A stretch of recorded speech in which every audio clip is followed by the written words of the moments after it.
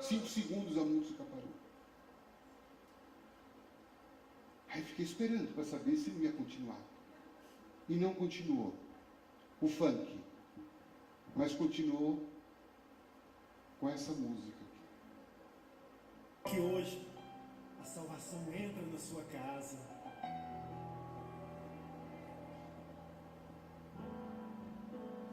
Como Zaqueu, eu quero subir o mais alto que eu puder, só pra te ver, olhar para ti e chamar sua atenção para mim. Eu preciso de ti, Senhor. Quantos precisam do Senhor? Eu preciso de ti, ó Pai. Sou pequeno demais, me dá a tua paz, largo tudo pra te seguir. E eu fiquei ouvindo, estou com essa música completa. Eu chorava que nem uma criança. E aí quando terminou a música, eu fiquei esperando, será que vai voltar o pancadão agora? Acabou. Nenhuma música mais tocou. E eu pude terminar o capítulo.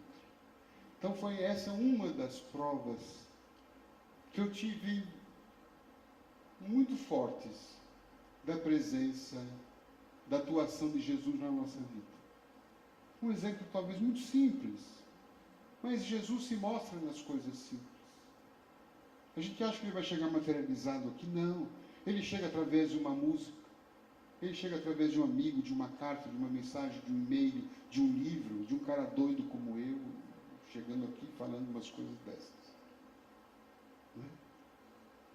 E às vezes chega, usa as pessoas mais esquisitas na nossa vida. As pessoas que a gente menos espera. Que a gente acha que daquela pessoa não vai sair nada. De repente aquela pessoa nos fala cada coisa.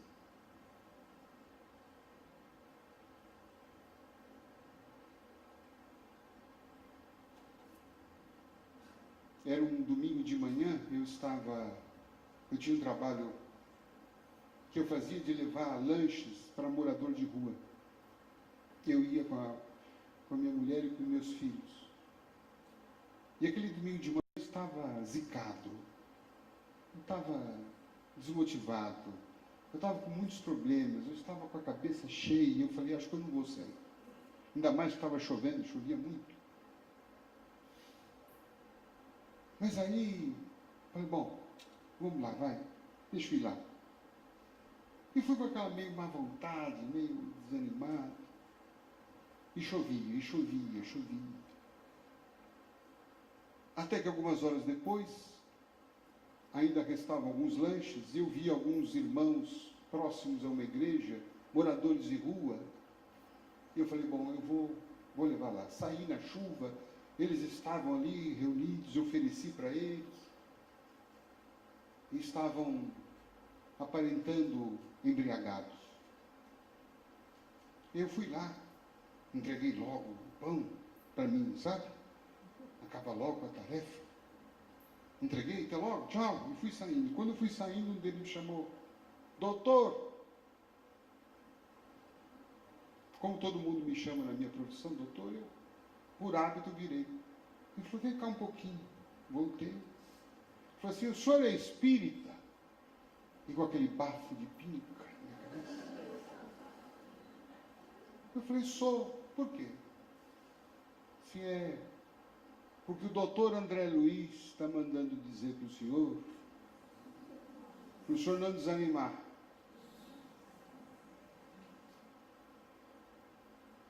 Que quanto mais problemas, mais trabalho a gente precisa. Tenha um bom dia. Nunca imaginei que André Luiz fosse falar pela boca de um homem embriagado. É claro que não estou aqui recomendando para mediunidade, porque todo mundo beba. Pelo amor de Deus, não me leve nesse sentido. Mas é que quando Deus deseja falar, quando o mundo espiritual deseja falar conosco, eles utilizam todos os canais possíveis. Né? Esse foi um deles.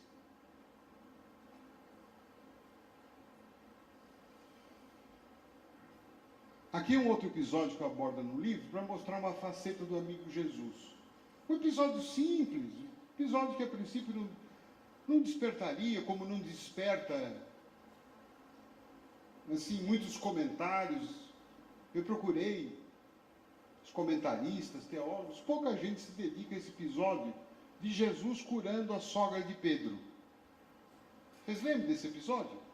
Jesus havia passado o dia inteiro pregando em Cafarnaum. Naquela época ele estava morando na casa de Pedro. Pedro morava em Cafarnaum junto com André, seu irmão. Ele passou o dia pregando, curando. No final da tarde ele volta para casa. Quando ele entra em casa, se depara lá com um burburinho, zum, zum, zum. E ele foi saber o que era. A sogra do Pedro estava com febre. Que reação poderia se esperar de um homem naquela época?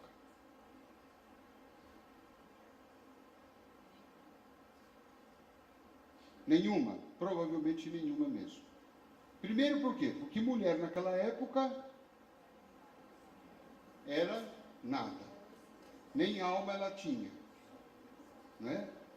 Tanto é que uma reunião espiritual no templo não poderia se realizar se não tivesse pelo menos 10 homens. Embora, se tivesse 500 mulheres, se não tivesse 10 homens, não tinha reunião. E o Evangelho não dá muita importância. Primeiro que não fala nem o nome dela. É a sogra do Pedro. Não diz o nome dela. Então, provavelmente, nenhum homem daria muita importância. Primeiro, porque era mulher. E segundo, porque era sogra. Também isso é um dado que a gente não pode esquecer.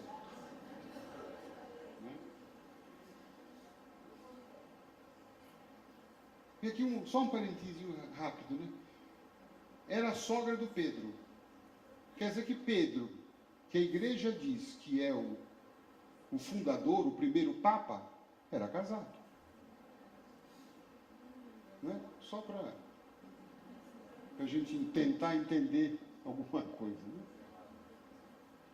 Mas então, Jesus vai lá, mas é o governador planetário, é o espírito mais perfeito. Vocês acham que se a gente recebesse em casa a visita do governador do estado e a nossa sogra estivesse com febre, vocês acham que ele ia tomar alguma providência? Presidente dos Estados Unidos.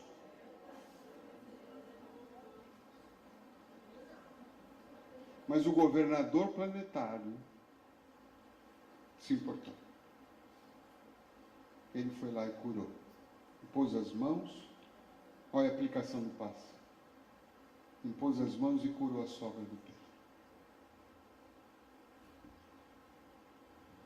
Eu acho até que nessa foto, está vendo o Pedro ali, está do lado, de barba. Estão vendo, gente? Estão vendo?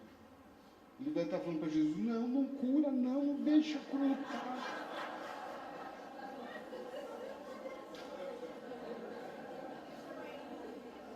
Mas Jesus curou. Consta as más línguas que foi aí que começou a origem da negação de Pedro 3 vezes por Jesus. Começou tudo aqui. Mas o que eu quero dizer é que este amigo Jesus não é aquele que só está preocupado com os grandes fatos, com os problemas das guerras mundiais, com os problemas do desentendimento entre as nações. Está preocupado com isso tudo, mas também está preocupado com a febre do nosso filho lá em casa. Está preocupado e atento também quando está faltando comida no armário da nossa casa. Está preocupado também quando tem alguém em casa que está desempregado. Esse amigo total, que não fatia a gente, como dizer, isso me interessa, isso aqui não me interessa. O amigo Jesus tem interesse inteiro por nós, seja lá o tipo de problema que a gente possa ter. Aqui um capítulo em que Jesus, que também aborda no livro, Jesus passa o dia inteiro também pregando, e no final da tarde, ele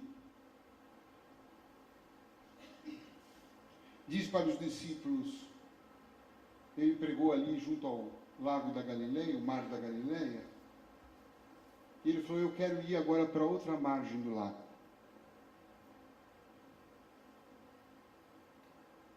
Provavelmente com destino à cidade de Gadara.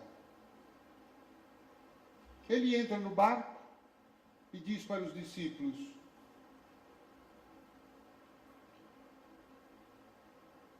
vocês vêm comigo?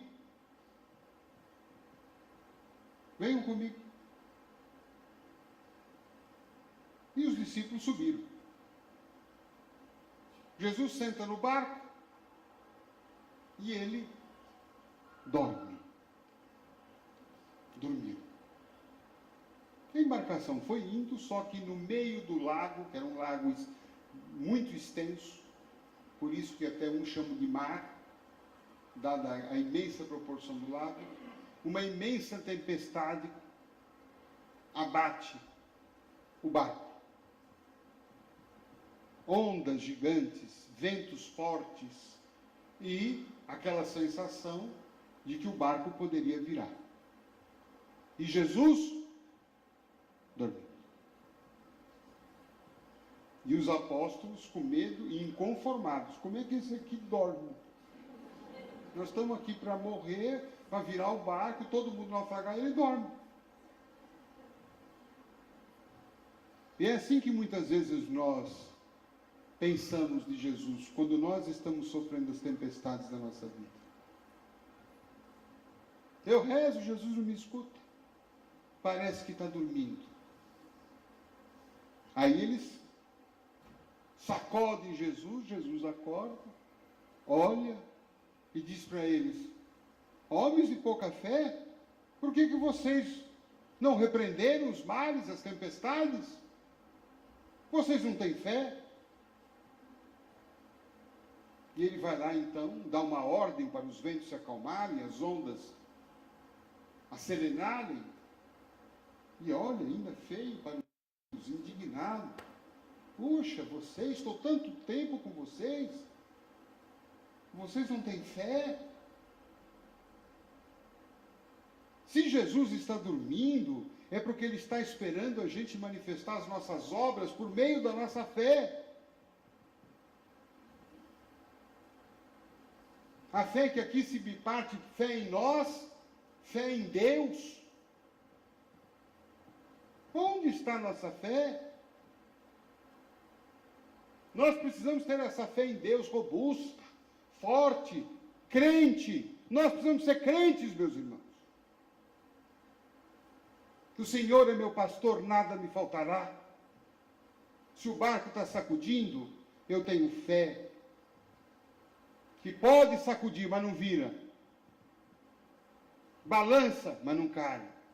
E se cair, eu saio nadando.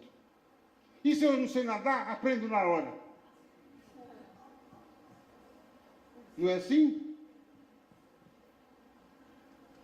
As pessoas de sucesso na vida são as pessoas que aprenderam a nadar na hora. E não ficaram se debatendo desesperadas e morreram afogadas. Onde está a nossa fé em Deus?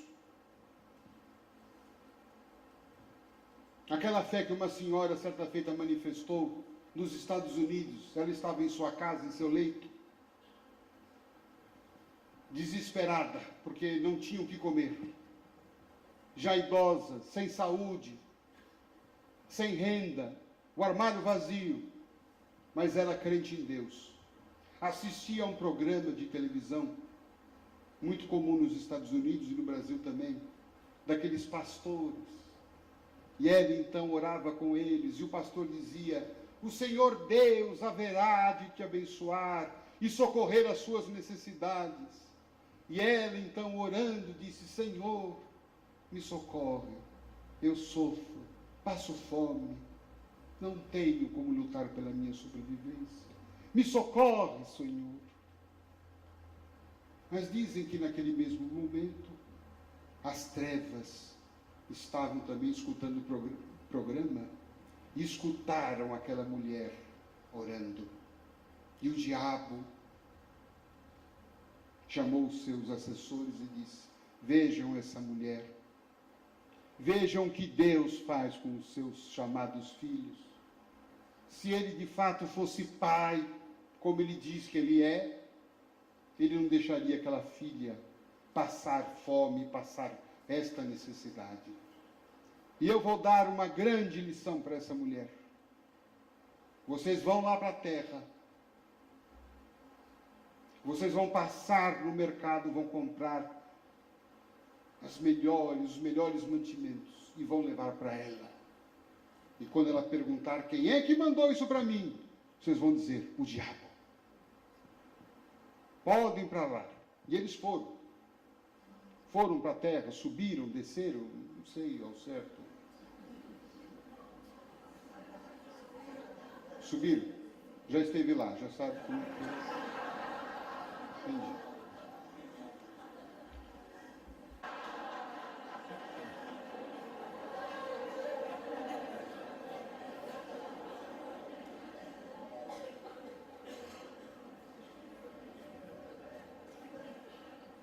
Nós amaldiçoamos a doença, os obsessores, os problemas, mas são eles que nos trazem para Deus.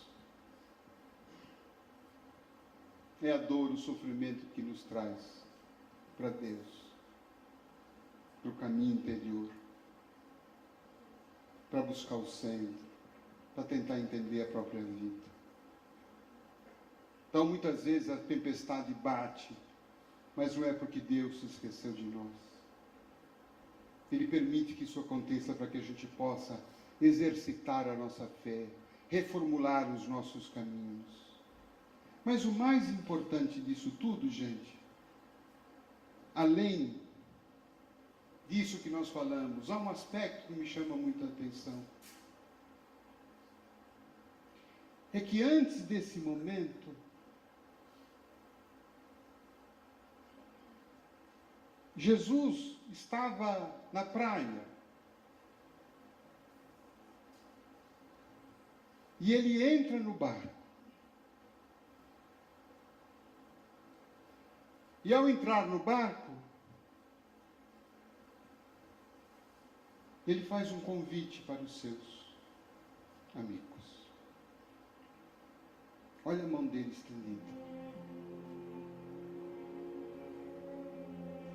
Ele está chamando: venha comigo,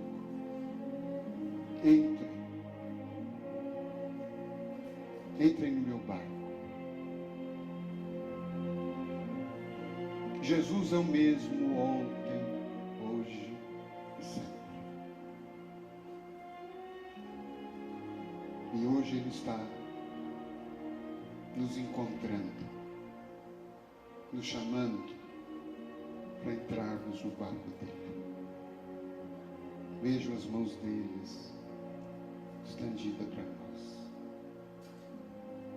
Venha encontrar nós aqui em Campinas. Venha encontrar cada um de nós. Talvez já se passaram muito tempo de outros convites que Ele nos tenha feito. E talvez nós não pudemos aceitá-lo.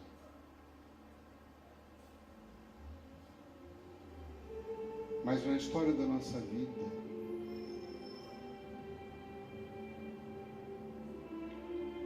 essa oportunidade se fez outra vez. Cabe a cada um de nós saber se nós vamos entrar nesse barco ou se vamos ficar olhando Jesus de longe. Se nós vamos aceitar a sua amizade ou se para nós ele vai ser apenas um quebra-galho, um que a gente chama de vez em quando quando a situação está difícil. Ele tem muito mais a nos oferecer do que uma cura, um emprego. Ele oferece vida, oferece amor, plenitude. E ninguém, para subir nesse barco, precisa abandonar sua casa, sua família, seu emprego, seu trabalho. É só a gente abrir mão daquilo que nos faz mal. Abrir mão das nossas mágoas. Abrir mão do nosso orgulho.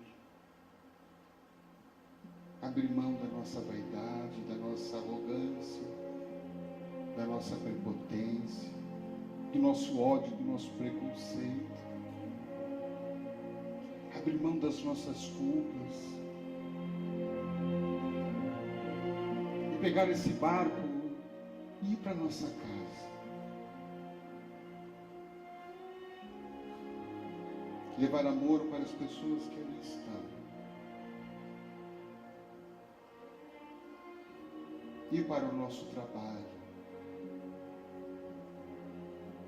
Para que toda e qualquer pessoa que estiver conosco possa sentir que nós somos discípulos de um homem chamado amor. E nós somos amor.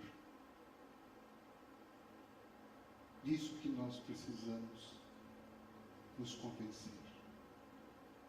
Nós não podemos ir em busca do amor, porque nós já somos o amor, porque nós já somos amados.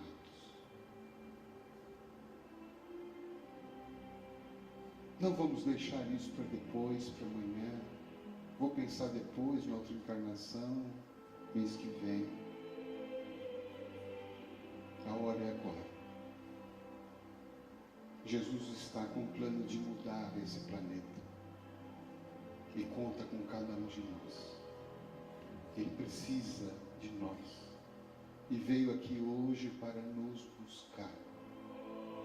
Nós não podemos sair daqui hoje indiferentes a isso. Não sei quando esse barco vai passar outra vez na nossa vida. Talvez seja o momento de a gente levantar e entrar no mar com Jesus. Porque as tempestades virão, as dores virão. Mas se estivermos no barco com Jesus, nosso barco não vira. Nós vamos passar por todas as águas difíceis. E o nosso barco estará de pé, firme. Nós hoje temos a opção, como os discípulos tiveram naquela época, entrar ou não no barco. Eles entraram. Foram felizes. E nós também seremos. Porque eu tenho certeza que nós vamos entrar também. Quem deseja entrar, fique de pé.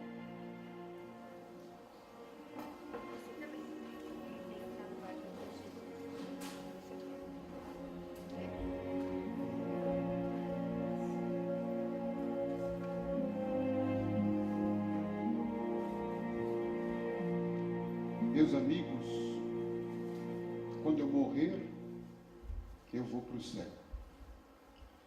Mas quando eu chegar no céu, eu não vou estranhar. Porque ter passado esses momentos com vocês já foi experimentar um pedacinho do próprio céu. Um beijo no coração de todos.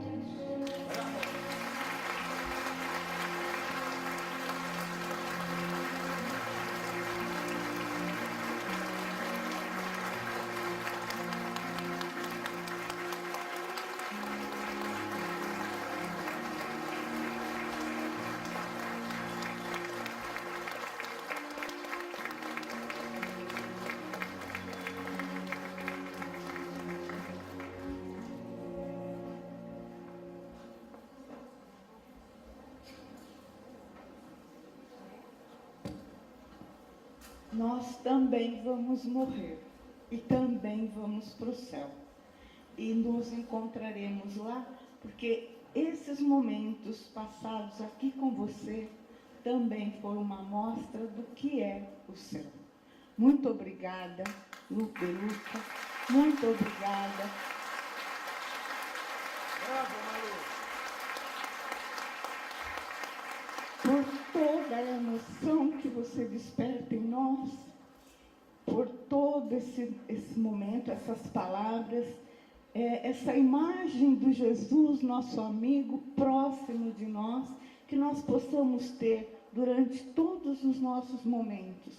Eu sei que esse nosso encontro, esse nosso 6º seminário, não vai ser diferente, não vai ser um momento de conhecimento só, mas vai ser um momento de vivência, porque nós não vamos esquecer jamais de tudo que nós temos ouvido aqui. Que Jesus esteja sempre conosco e que nós aceitemos sempre